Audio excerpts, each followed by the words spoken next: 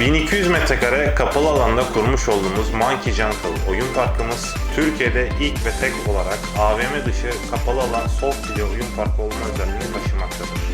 Misyonumuz bütün çocuklarımıza sınırsız eğlence vaat edebilmektir. AVM dışı kapalı alan oyun parkı olma özelliğini taşıyan Monkey Jungle işletmemiz 250 çocuğu aynı anda güvenli bir şekilde oynatabilmektedir. İşletmemizin içerisinde soft play oyun parkı haricinde elektronik oyuncaklarımız, pedallı go-kartlarımız ve kum boyama gibi çeşitli aktivitelerimiz de mevcuttur. Çocuklarımız rahat bir şekilde oyun parkının içerisinde vakit geçirirken siz değerli velilerimiz ise kafemizde zengin menümüzden seçim yapabiliyoruz. Eğlenmek her çocuğun hakkıdır diyoruz ve bütün İzmir halkını Monkey Jungle'a bekliyoruz.